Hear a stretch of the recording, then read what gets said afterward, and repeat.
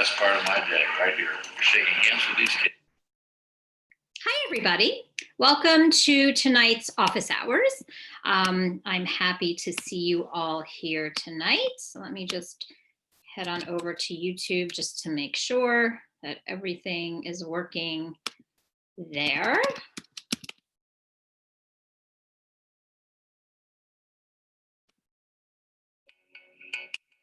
Okay, all right.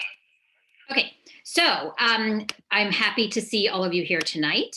And, you know, there have been some interesting developments, certainly on the medical school front this week, you know, because AMCAS, I actually think today, sent out an official notice to everybody discussing issues about transcript delays. And certainly, while our students initially were having their applications verified very, very quickly, we are now learning that students are having a lot of trouble getting verified in a timely fashion, and that there have been many issues with regards to AMCAS receiving transcripts. And indeed, AMCAS sent out an email blast letting everybody know that this is a global issue, and that medical schools are aware of these issues and will be making changes accordingly.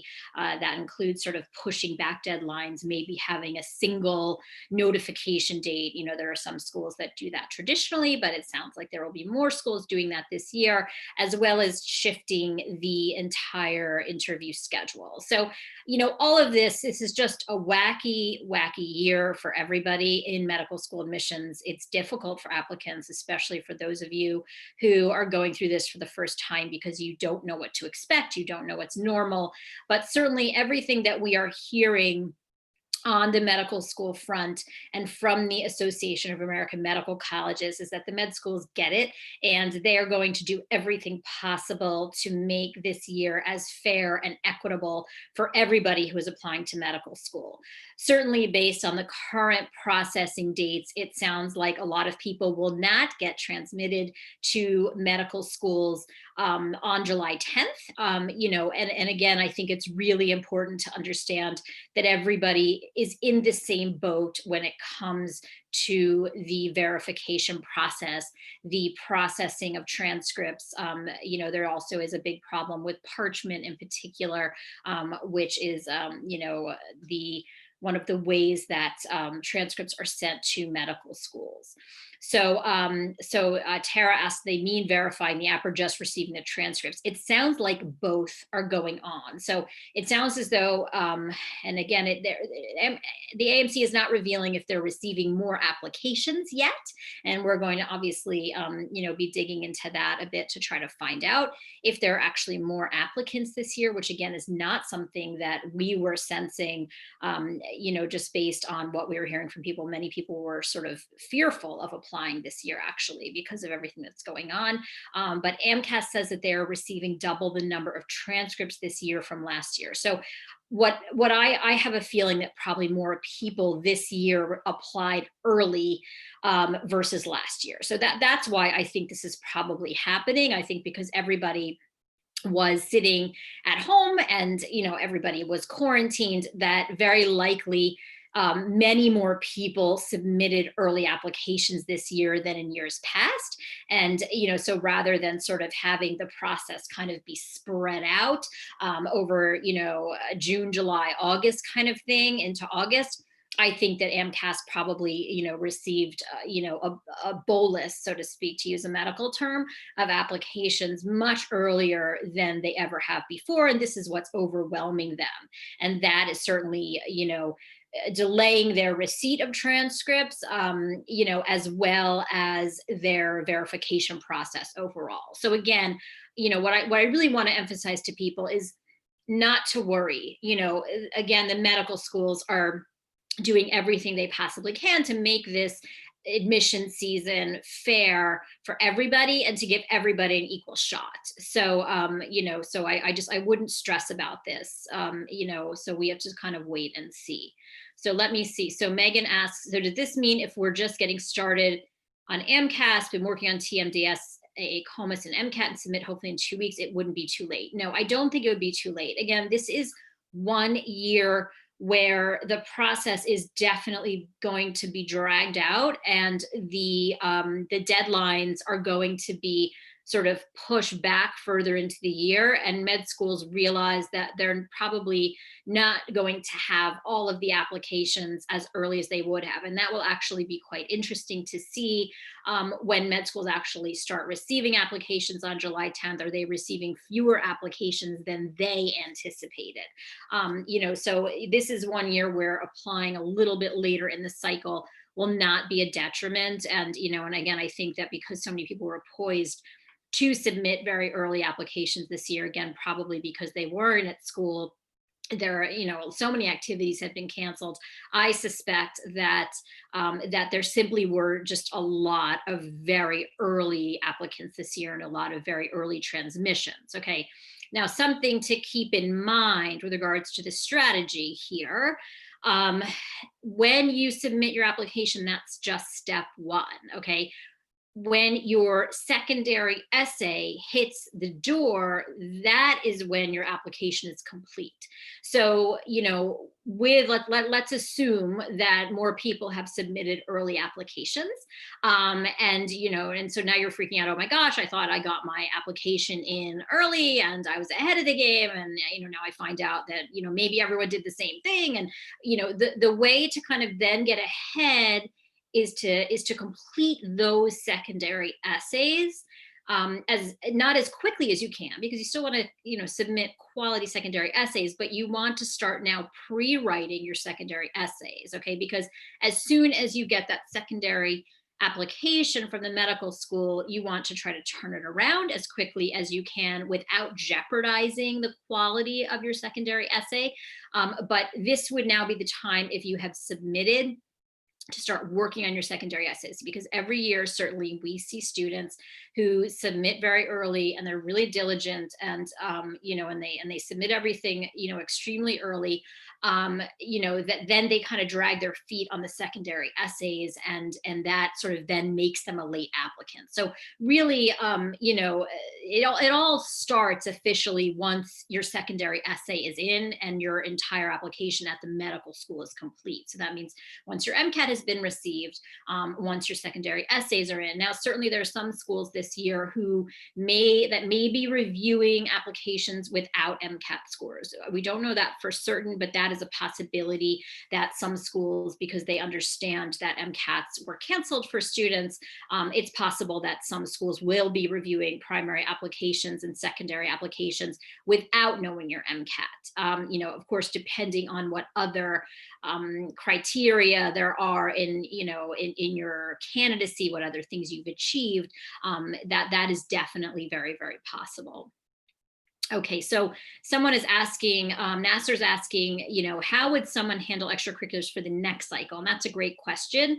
And we are already getting applicants who want to start working with us for next cycle, kind of working forward and understanding that, that a lot of activities have now been curtailed. They aren't happening. And certainly, again, med school admissions committees know that this inability to, let's say, do research, to really be directly involved in patient care, they understand that is going to be limited for not just this year's class, but for the next class. So they expect to see those patterns on applications where maybe students don't have as many hours of volunteering or research, or community service. So, where you're doing direct hands-on work or clinical work or research, they get that those numbers are not going to kind of be where, let's say, they were for students in the past. So our recommendation is, depending on where you live, you try to partake in those activities again as soon as your communities will allow. And then certainly there are some virtual opportunities, and granted, those are not as prestigious, and all of that. You really can't get letters of reference necessarily through, virtual experiences, but certainly we know of some virtual shadowing and clinical experiences, some virtual research, which is, data analysis, things that can be done, without being there in person. So these things are better than nothing. Certainly, you want to be engaged in something, whether that's you're engaging in extra coursework, or whether you're participating in some sort of virtual programming. That certainly is advisable. You don't just want to be sitting home doing nothing during this time. And if we end up with a second wave, in the fall versus the winter, again, you don't just want to be sitting at home doing nothing. So let me see. Should we expect that the secondary essays will be the same from previous years, or should we wait till we get the prompts? This is a great question, Team Matt. And every year, there are some secondary essays that change. And so, but we recommend, certainly for your top choice schools or for your real target schools that, kind of are the ones that are your safest schools, realizing there's no such thing as a safety in medicine in the same way that there is a safety for college. We do recommend that you start trying to do some of those essays for your key target schools. Of course, every year students kind of get caught a little bit and they end up having, written a secondary, spending quite a bit of time on it. And then that secondary topic is changed. So, that certainly is something that you gamble with when you do that. Now, there will certainly also be a COVID essay. There's a COVID essay that's part of the AAMCAS application this year, but we anticipate that allopathic medical schools will have a COVID essay as part of their secondaries, because they want to understand what you had planned, what was canceled as a result of COVID, kind of what didn't you get to do. They want to understand that.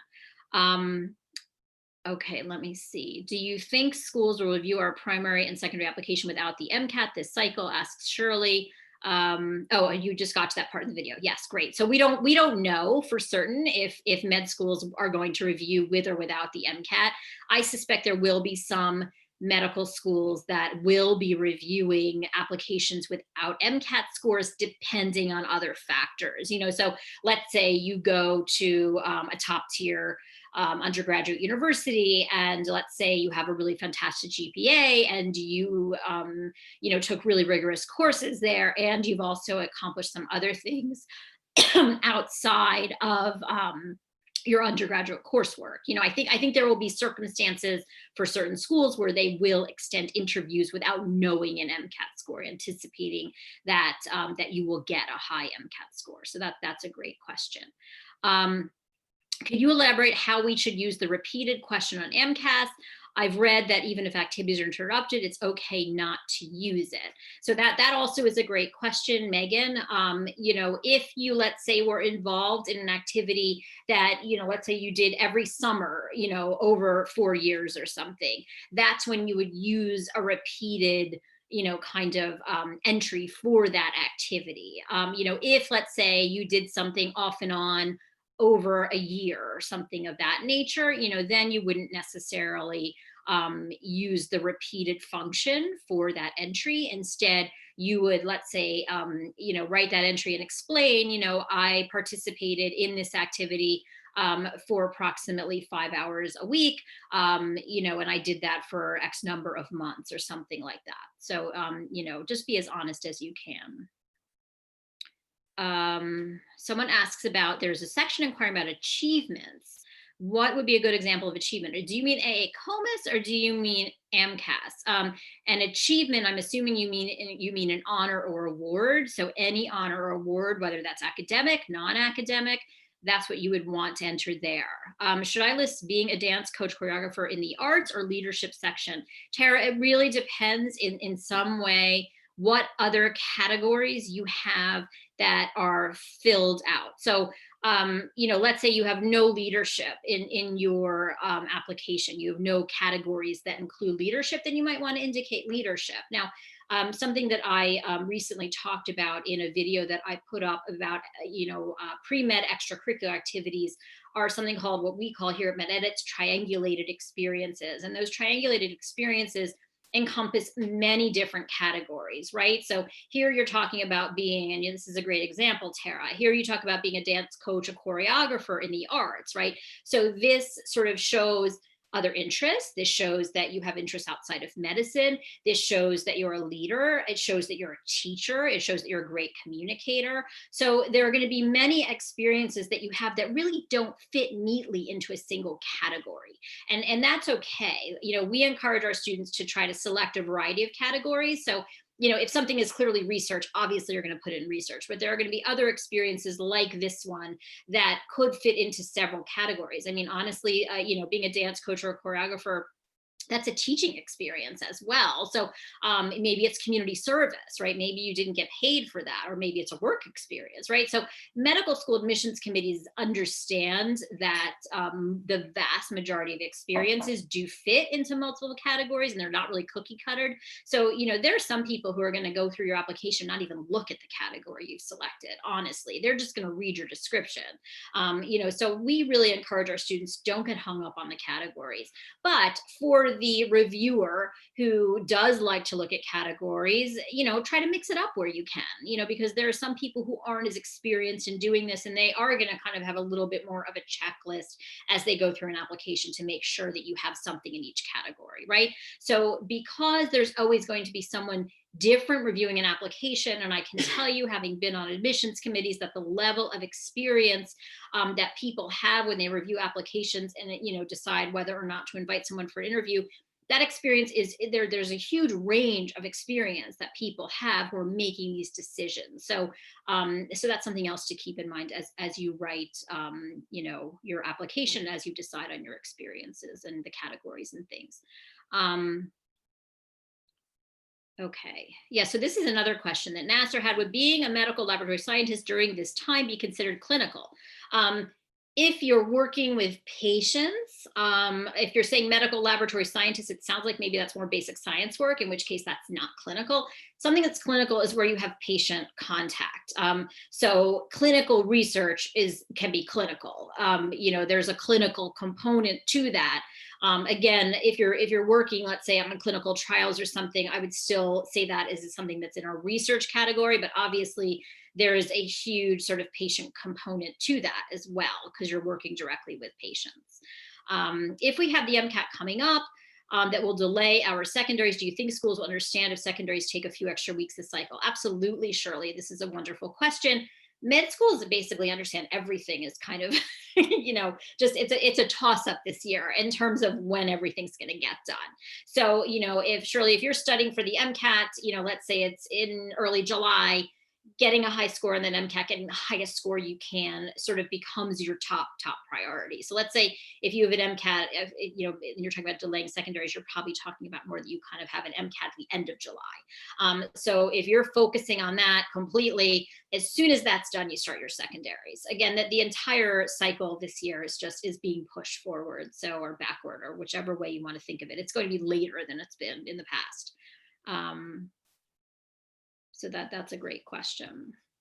Okay, let me go to some of we had a bunch of questions sent to us, via email, and we do encourage you to all send us questions via email. You can send them to info@mededits.com, and I really try to get to those questions. But a lot of people have been asking about post-bacs lately. So someone asked, I am a career changer interested in applying to post-bac programs. They asked if we offer advising, for competitive one-year post-bac programs. Of course, the answer to that question is yes. We work with many post-bac students, both in terms of helping them get into post-bac programs, as well as students who have gone to post-bac programs, helping them get into medical school. And certainly there are some really outstanding one-year post-bac programs that are indeed very competitive and take, top-notch students. And those programs are fantastic. And yes, more than 90% of their students do get into U.S. med schools. That statistic that somebody wrote into me is completely true, and I believe that. Bryn Mawr, one of the most prestigious post-bac programs and one of the most well-known in the United States. Certainly, those students are phenomenal and incredibly bright and motivated. So yeah, that is I would completely believe that 90% or more of their students are getting into US allopathic medical schools. Now, the reason that a one-year postbac like that is beneficial is because they are so well known. They know the medical school admissions process. That means they also know how to write great letters of reference. They know how to sort of, help their students get into medical schools. And you also are then surrounded by a peer group of like-minded people who are equally motivated. And that, of course, is very helpful. Now, by the same token, we have worked with many students who create their own postbacks, right? They don't want to spend the money on, a formal program. And those students do equally well, as well. It takes a little bit more work for them, because they don't kind of have everything sort of neatly and nicely sort of, laid out for them in terms of, having the advisor and, having the committee letter or whatever else it might be. But, there are many different ways that you can be a successful postbac, whether that's by going to a formal program or whether that's by creating your own postbac as well.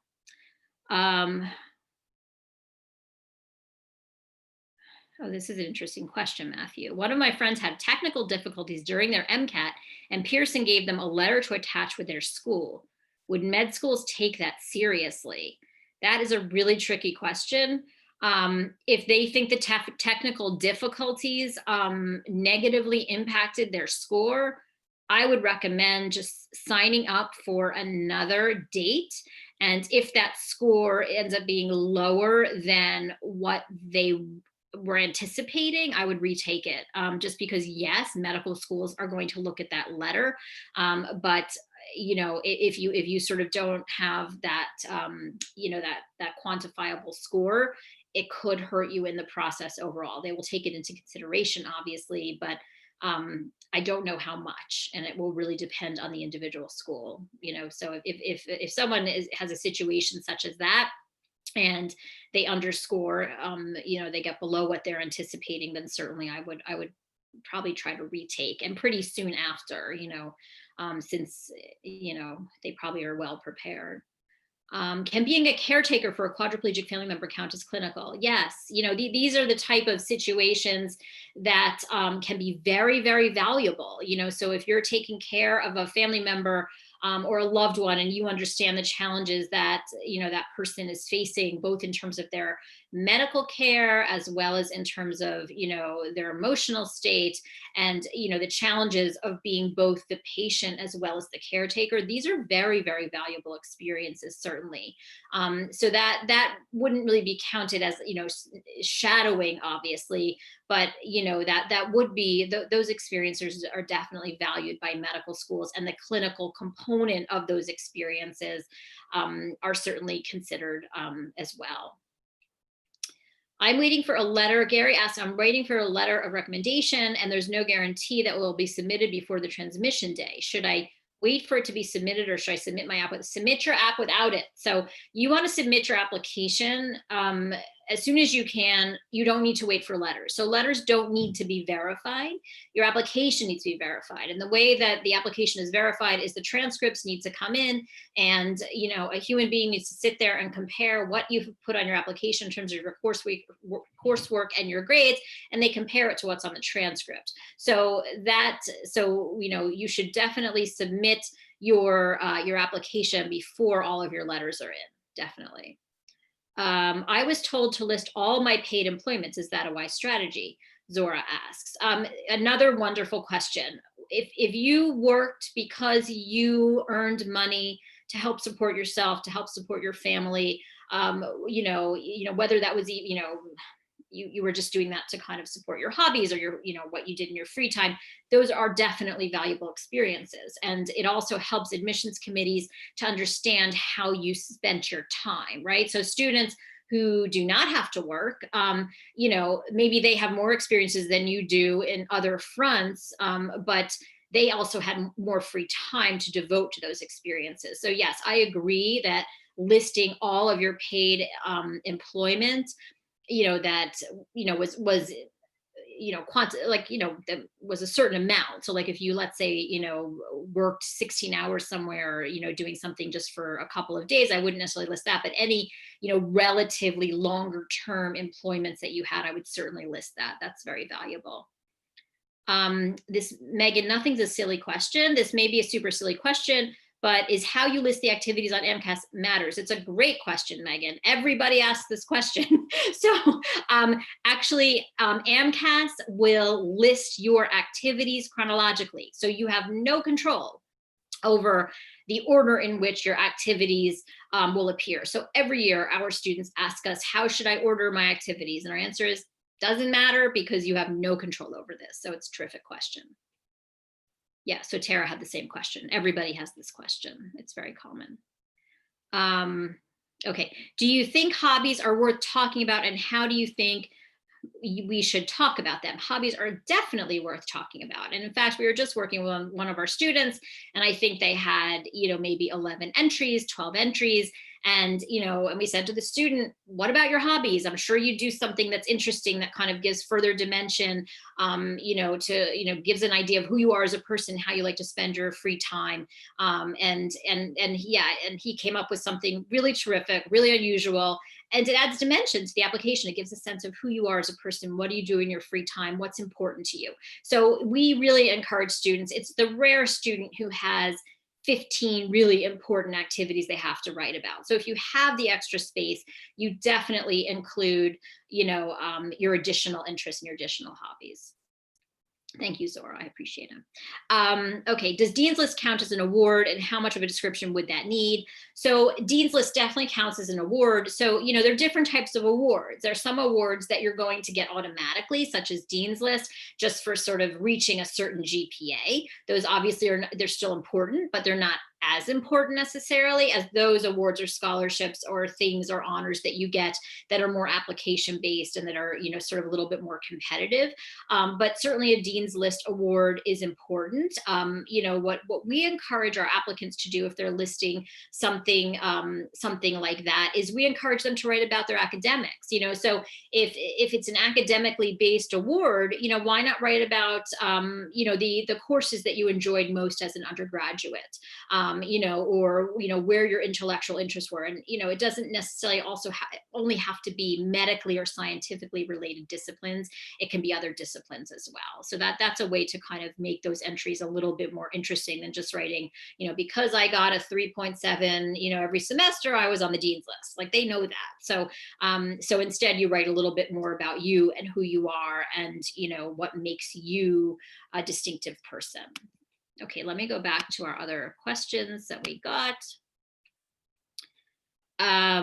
Okay, someone asked, and this is a residency question. I realize we don't have many residency. It doesn't seem like we have many residency applicants who are watching today, but someone asked, am I too old as a 51-year-old international medical graduate to pursue a medical residency in the US? Certainly things are more competitive on the residency front for international medical graduates, and being an older graduate is also very difficult. So we would need to know more specifics here in terms of what do you bring to, what would you bring to a residency program that's unusual? But there's no question that being the further you are away from your graduation date, the more difficult it is to match into a residency program. So, that it might be challenging. So if you graduated, if you're an IMG, maybe you graduated from medical school when you were 25, it's going to be tough. You could refer to the National Residency Matching Program data and reports, and you might be able to find more information there in terms of the age of people who matched. We've certainly worked with people who have gotten into medical school in the US, the US citizens who've switched careers in their 40s and 50s, but as an IMG, that might be pretty challenging to achieve that. Okay, here's some more questions. If we took classes over the summer at a community college and the credits transferred over and show on our university transcript, do we still need to send in the transcript from the community college? Yes, you do. AMCAS is very, very picky about which transcripts they want. So my feeling would be that on this, you probably do have to get that transcript. I realize AMCAS, the call volumes are huge right now. This was a lot of what was said in this email that was sent out today. we always advise our students with regards to transcript questions to just call AMCAS for verification. And again, I realize that's not so easy right now. And just FYI, AMCAS in the past has been great about picking up the phone. Our students have never had the troubles they've had this year in terms of getting in touch with AMCAS and actually reaching them, which again, just sort of suggests to me that more people, it's not that more people are applying, it's that more people applied early. That's really what I'm thinking. Do we need to assign the school's letter of recommendations before applying, or can we send in the primary and update later? You can send in the primary and update later. If I took classes in community college over 2 separate summers, should I list each summer separately under schools attended? However, this way requires 2 separate transcripts from the same college, or I should combine them. I would think that you would combine them. And list summer school only. But again, with anything with regards to the community colleges, I always defer to AMCAS on those types of questions, again, because they are so picky in terms of how they want things listed, and you want to do things exactly the way they want them. Because if you don't, then you potentially risk, delaying your application. And especially this year, I don't think that we want to delay things any more than we have to. So I would err on the side of getting those transcripts if it's easy for you, and to list those courses. This is another interesting question about postbacks. Are postbac students viewed negatively or positively by med schools? I would think the maturity and diversity of background would really be helpful to make them stand out from most cookie cutter undergrad pre-meds. It's med schools like diversity, right? So they want a diverse class. So, the quote cookie cutter undergrad pre-med, a lot of those students are not cookie cutter. They're actually super duper high achieving, incredibly focused, very driven people who have known for an extremely long time what they've wanted. And they go through their undergraduate careers, really achieving amazing things. So what medical schools want more than anything is they want a diverse student body. So they definitely appreciate the maturity that students who have taken a year or 2 or 3 or 4 off, so obviously not off, but doing something else. But they also appreciate the undergrads, the students who, in my opinion, have the amazing ability to be organized and, to get everything done by the time they graduate from college, to me is a tremendous accomplishment. And sometimes medical school admissions committees, again, because not everyone's so tuned in all the time, sometimes certainly the students who have more experience outside the classroom are more mature. They present themselves better on interviews. And, at this time, at least, the cohorts of students who are just, finishing up undergrad versus those who've been out a year or 2 or 3, they're all considered together. So sometimes that can hurt the less mature student in terms of the overall admissions process. And that's sometimes why we recommend for students to, take at least 1 gap year. So apply at the end of senior year, and then they have a gap year where they can get some additional experience, because that additional year of experience on the interview trail, kind of really affords them a greater perspective and so they're just present themselves in a more mature fashion. Okay. If I was awarded a scholarship for a study abroad program, should I list this as an award or study abroad? You could do either, honestly. So it really wouldn't matter. Again, it's kind of, you're going to write in the description what this is, right? So whether you write it as study abroad or whether you write it as a scholarship, you're going to write about the experience comprehensively. And so the reviewer is going to understand what that experience is. Again, earlier in this talk, for those of you who aren't here, I discussed, don't get hung up on categories. Okay. Most experiences fall under more than one category. If I was a part of an organization for 4 years, but only had a leadership position for one of them, should I make 2 separate entries? That's a good question. Some people would consider this double dipping. If you, let's say, were part of an organization for 4 years and you had a leadership position for one of those years, it depends on what that leadership position was, and did that put you in a different position? Did you contribute in a different way? So if it really was kind of separate from the experience in some capacity, then I think you certainly could list it separately. But if it sort of more was about like the evolution of your involvement in the organization, then I actually think it would be more powerful to write about that as a 4-year experience to really get the benefit of those hours, which will probably be pretty huge. And that actually could probably have a greater impact. I'm finding that writing for just leadership position is not too detailed. Oh, okay, yeah, combine them. Sarah, you answered one question. I only read one of your comments, so okay, yeah, I would keep them as one, and that way you also get to merge the hours. That would be the best way. Are do-it-your-why postbacks seen more favorable by DO or MD schools? Neither way. Do-it-yourself postbacks are a very practical choice for some students. And, we have students who've done DIY postbacks and they've been accepted to allopathics, they've been accepted to osteopathics. So I don't think there's, they're favored by one versus the other. Do you think that schools may be less selective this year? Should we consider applying to more reach schools? That is a tough question, Juan. I have no idea.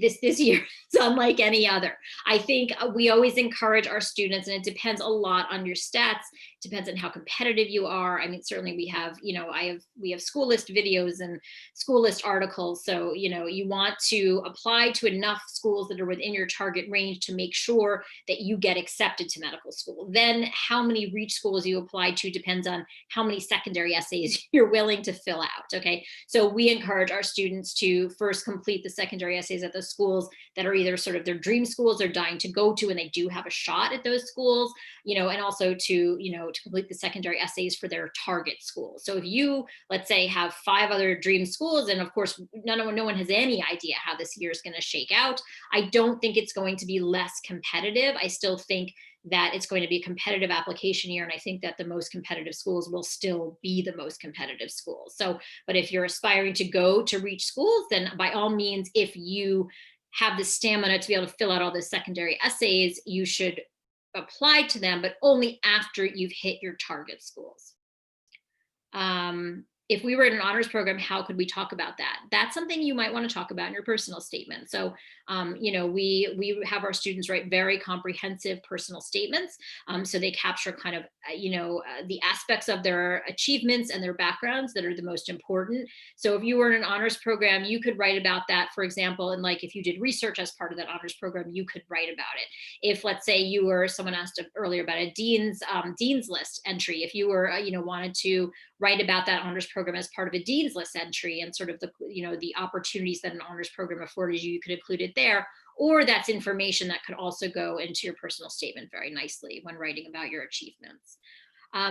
Okay, so I think this is all for tonight. And I thank you all so much for watching. I encourage you to watch the other videos on this channel. And, please, if you have any other ideas for videos you'd like me to create, I love to hear people's ideas about that. If there are other ways that we can help students, as you apply to medical school, I'd also love to hear those ideas as well. I have a terrific group of faculty and, and a lot of talent to draw upon. So please, reach out, info@mededits.com. I always love to hear from our students and our listeners.